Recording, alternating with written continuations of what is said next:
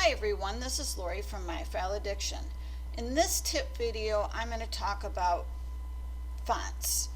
I'm going to be breaking my font section up into multiple videos, only because there's so much to talk about when it comes to either working with pre-stone fonts or selecting fonts or stoning fonts, and I could literally talk for hours about it. So what I'm going to do is I feel like I should break it up into smaller videos, and then this way, if I remember something that I left out of the other videos, I can always do a new video about it.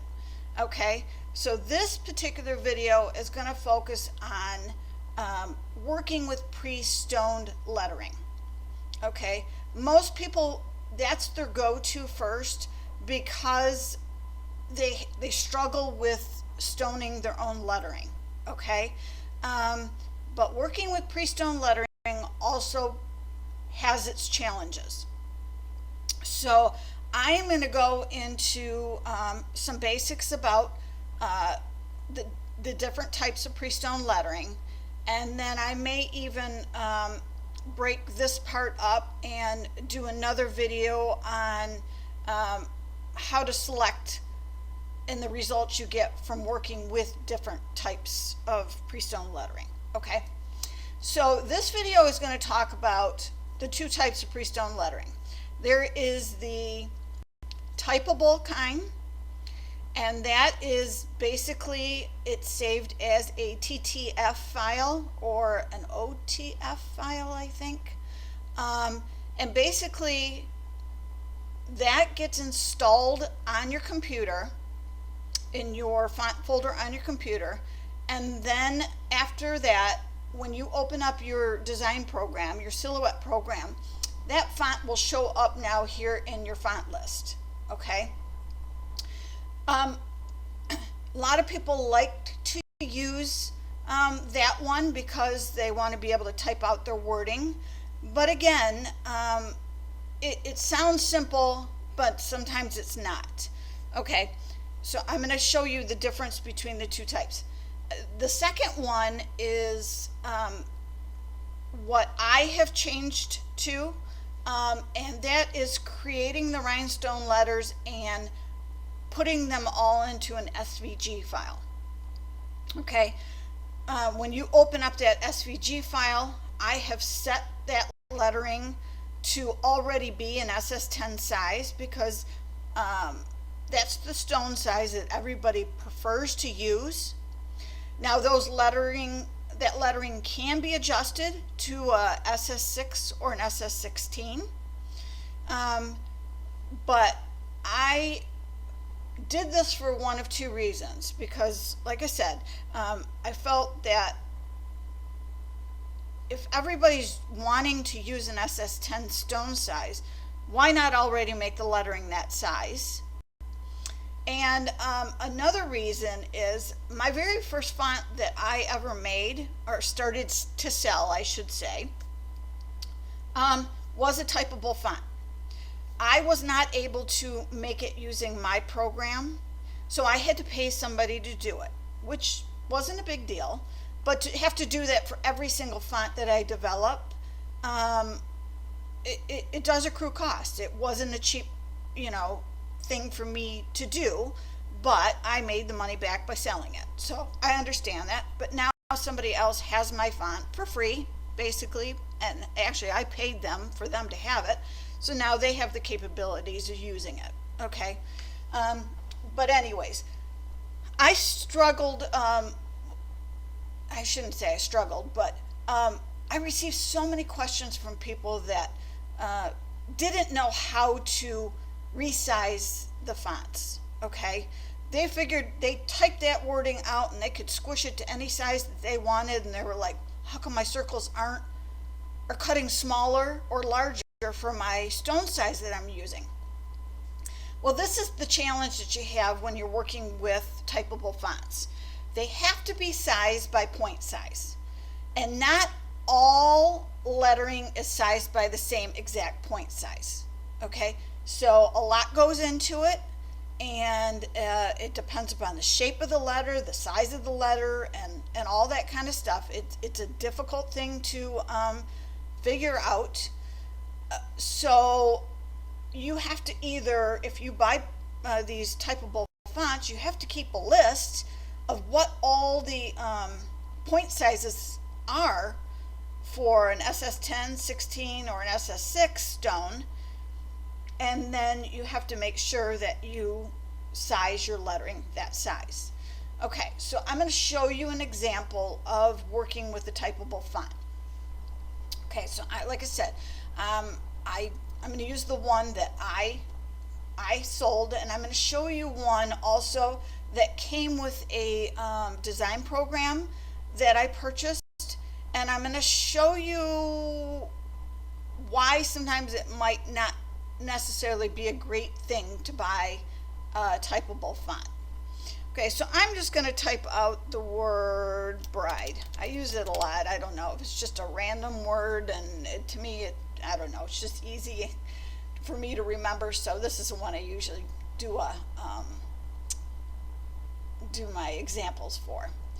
So I'm going to highlight this, and then sorry, I already opened it, but I'm going to go over to this panel here, and I'm going to open, what panel is this one? This one is called, I'm sorry, textile. So at the top here is the script font that I used to sell, and whoever, the person that developed this for me, they put 156 next to it, and believe it or not, that's the point size for an SS10. Okay, so that was helpful for me to tell my customers, but if they needed it to be a 16 or a 6, then I did include a PDF file inside the folder that contained the TTF file, but a lot of people kind of look past that. But a lot of times your sellers that sell these files, these typeable fonts, will include a PDF file or another way of telling you what point sizes you need to use. Okay, so if I select this, okay, so most would say, oh, okay, that's the word. So bride is going to be 1.266 by 3.152. This is not the correct size it is for an SS10 stone. So if I were to create a SS10 circle,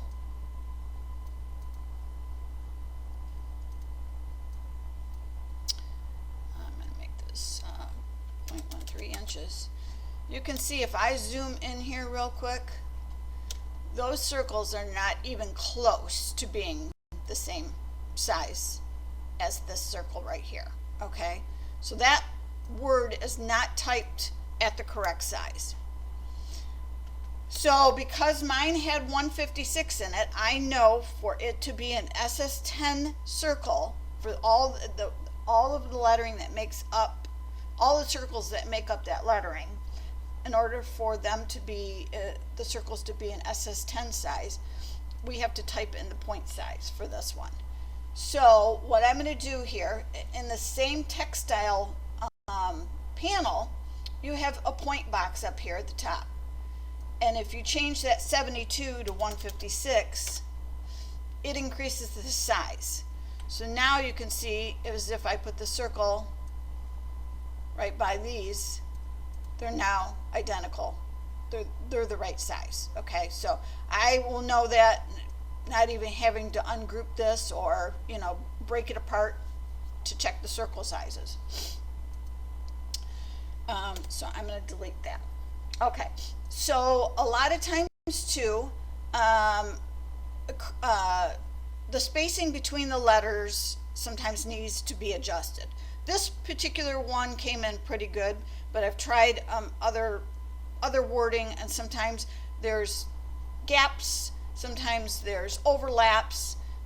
So what you will have to do is, you do have a character spacing here.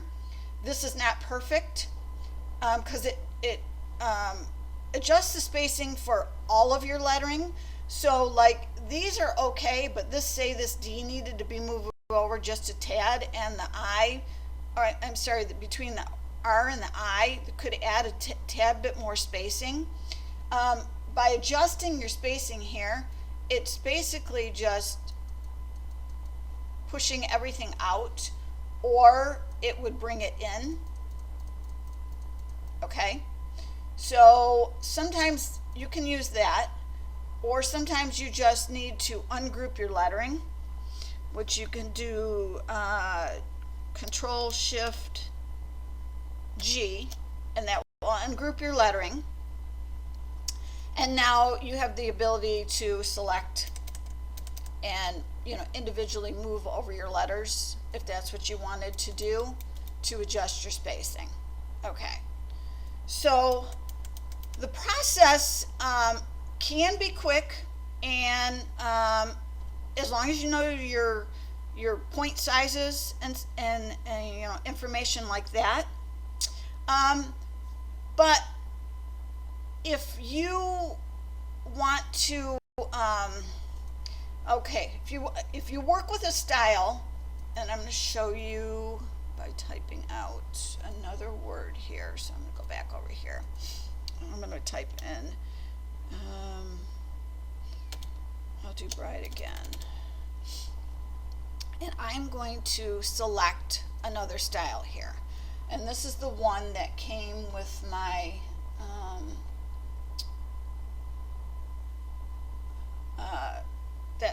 design program.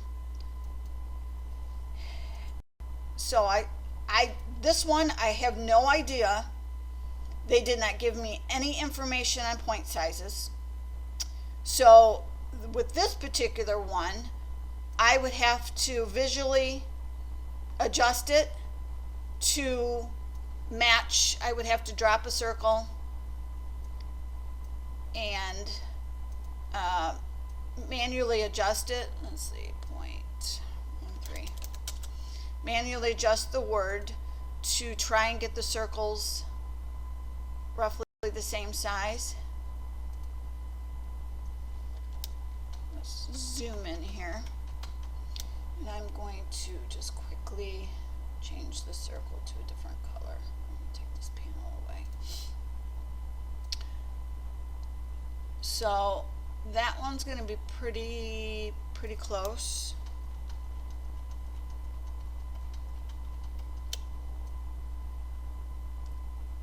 Yeah, that is pretty darn close. Okay. So now I could ungroup. Actually, what I would have to do is, in order to verify that, I would have to select the word, and I would have to right click, and I think I would have to select release compound path. Maybe not. Let's see. Let's try it again.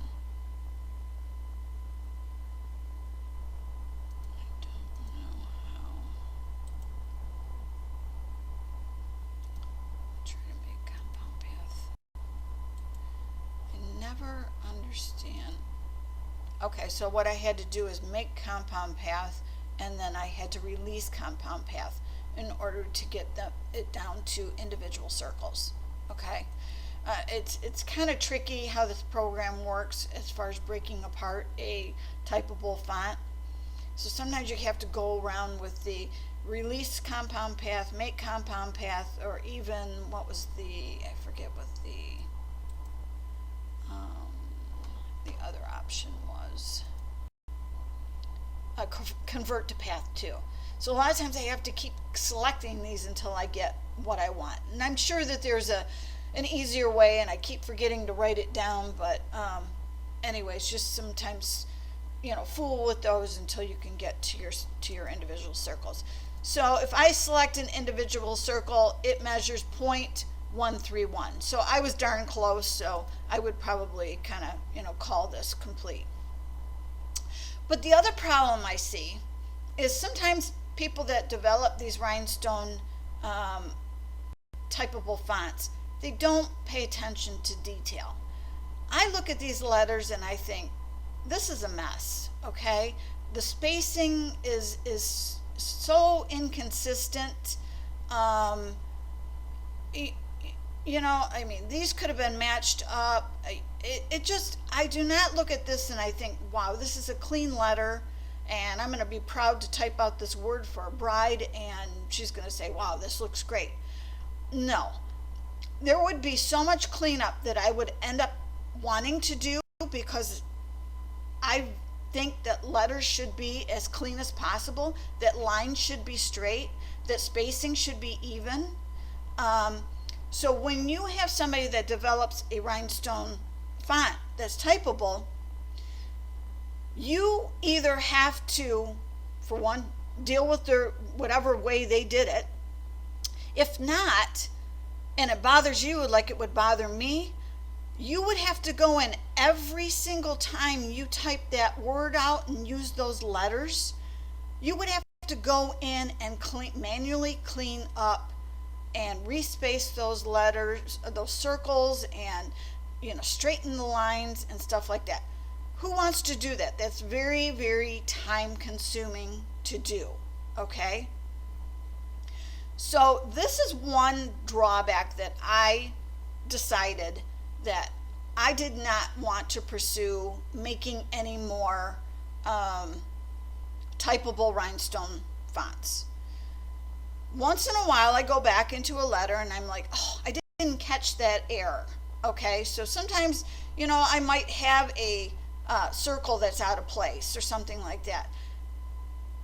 It's so easy for me to fix, or for my customer to fix, when the letter is presented in an SVG file, because all you have to do is fix that one letter, resave that file, and every time you bring up that entire alphabet file, so you're going to create what I would consider a master alphabet file, not the SVG. You wouldn't want to bring in the SVG every single time, because that letter would be would have that circle that's out of place every single time you brought in SVG. But if you created a master copy and you saved it to your library, every time you brought up the library copy, you would have your letter that you corrected saved that way every time. So it's kind of a one and done thing as far as I'm concerned, where the typable fonts are not that way. Okay, so that's the difference between the two. And I know, like I said, I know it's easier to type out your wording, but it's not perfect. Okay, so if I were to take the same type of font, and I'm going to open it,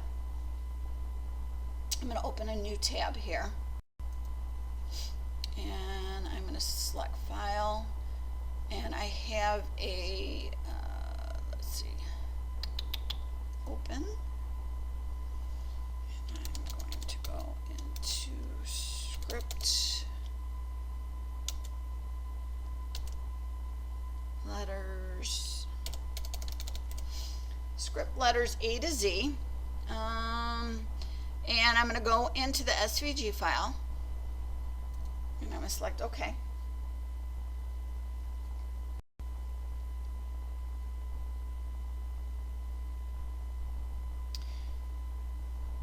And this is the version that my file comes in at. Okay, so a lot of times you may have to scroll out to see the entire alphabet, but this is the way mine would come in. And typically, to build your wording, you would select lettering, copy it, drag it, and manually put your words together. Okay, so some of my older Rhinestone lettering files, I did not, for the regular SVG file, I did not group the circles for each letter. So I do have a video that I made about a year ago or more that shows you how to create the master file by grouping your letters, okay? So basically it's a kind of a one and done kind of thing, and as soon as you go through the process of grouping all your letters, then you would no longer have to, as long as you opened up that master file, those letters would be grouped and you won't ever have to do it again, okay? So it can be a tedious process in the beginning, but it's, like I said, it's a kind of a one and done thing. So if we just selected this letter A and we did Control G, now this circle or this letter A, all I have to do is select it and all the circles are already grouped together. So another thing that you can do here also, if you did not want to go and do that, you can also, I'm going to go File, and I'm going to go into Open again, and I'm going to type in script, letters, I think it was script letters, yeah, script letters A to Z. If you can find the Cricket Brother version, okay, which is typically, you know, it's not in order here, but typically the SVG, regular SVG, and the Cricket Brother SVG file are usually at the very bottom of the file list when you receive the file, but for some reason in my program it lists it in a different order. But you're going to want to click on the one that says Cricket Brother and click OK. This one is still a usable SVG file for your program, okay? For my Cricket and Brother Scan and Cut users, I have to put a measurement note in there because sometimes their programs will change the size of the files when they bring them in, okay?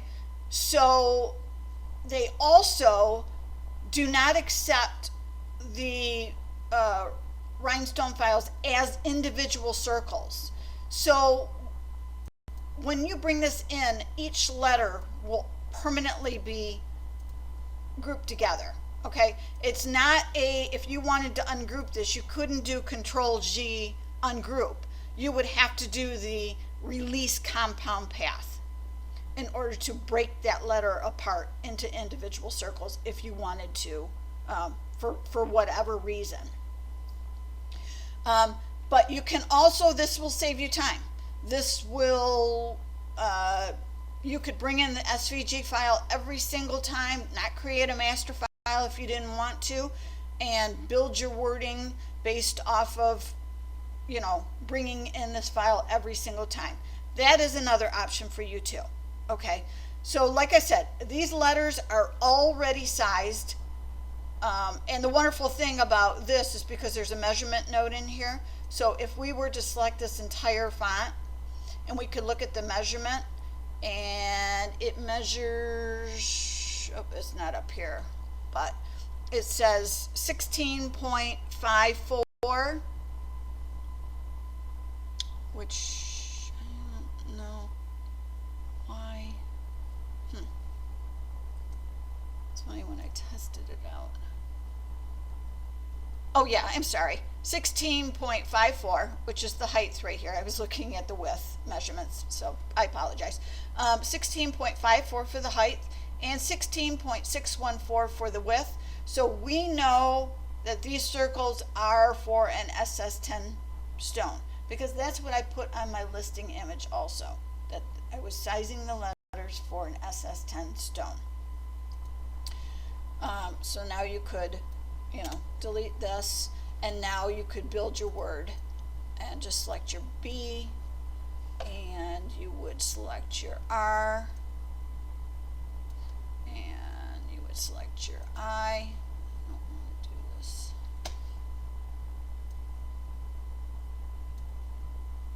Your D and your E. And of course, if you needed, whatever you were spelling out, you needed 2 letters, just duplicate the letter. Okay, you can, I just provide you with 1 letter for each, but obviously duplicate as many times as you need in order to create the words that you need, because I get people that ask me that all the time. What do I do if I need 2 letters? Copy paste or duplicate. So and then what you would do is zoom in here, and what I would do is I would do my, I don't know why it keeps bringing that one up. I would line my letters for my spacing, select the entire letter, or I'm sorry, select the entire word, go to my transformation panel, my transform panel, and I would want to align these to the bottom. Okay, so it aligned them to the bottom of the D, made them all lined up, and now I have the same exact, I'm going to do copy, and I'm going to go into, where was, oh, this is the typeable one. Oops.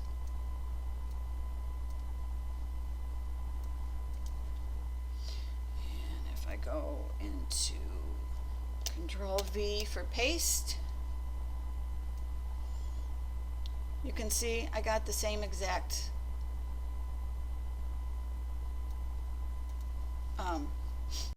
word. Okay, so it just went about it differently. Okay. Another thing about doing the script lettering, and if you or not the script lettering, I'm sorry, the SVG file lettering, like if you purchase it, if you did, like I talked about with the Typeable, if you found a flaw in the letter, okay, so, and you brought in this SVG file, and you found that this, you know, this letter E, you know, just didn't look right to you, or you needed to make this, you needed to add one more circle to this I to connect better to the D, and you wanted that circle to remain there permanently, and you didn't want to have to insert that every single time. Okay, you could take this I, oops, there we go, I'm going to duplicate it, and you would go to your objects, because this is the SVG, or I'm sorry, this is the Cricket Brother version, so we have to break the compound path. So I'm going to right click and I'm going to try release compound path. Okay, so see, that one worked on my files as an SVG, but it didn't work so well breaking the compound path for the Typable version. But also, all you would do is create and add that extra I, or that extra circle, and then what you could do again is make compound path. And then what I like to do when I make a new version of a letter, if this you wanted this to be your permanent one, that's fine. But if you were going to make another version of a letter, what I like to do is save this with my, if I were to make a master copy of this exactly before I pulled the letters out, obviously. But so my master copy would have 2 versions of the I right next to each other. That way, if I needed this version, I could pull this one. If I needed this version, I could pull this one. Okay, so that's another wonderful thing about looking at these, using letters in the SVG. Anytime you make any kind of changes, you could save it, and it gives you options without having to make that change again. Okay, it's as long as you save it as your as a master copy. You can't save it as the SVG. Okay, it has to be saved as in your library, and you'd have to pull up that library file again. You would see it come up with these 2 I's. Okay, So I hope let me check my notes here just to make sure I kind of went over everything I wanted to talk about in this particular video, and I think that I did. So like I said, I am going to go in depth a little bit more about working with pre-stone letters in another tip video, because like I said, I could have a 5-hour video and nobody wants to sit through that. But if I break it down into different smaller, semi-short videos, mine are never short to begin with, just because they are teaching videos, and I like to show you guys how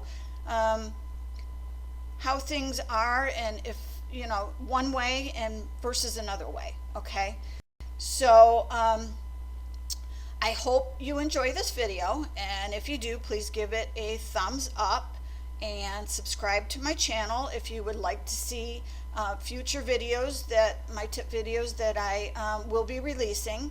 I'm gonna probably do that about once a week, and like I said, the font one I'm going to release in multiple. I'm going to break that down into multiple tip videos. So thanks for watching, and have a great day.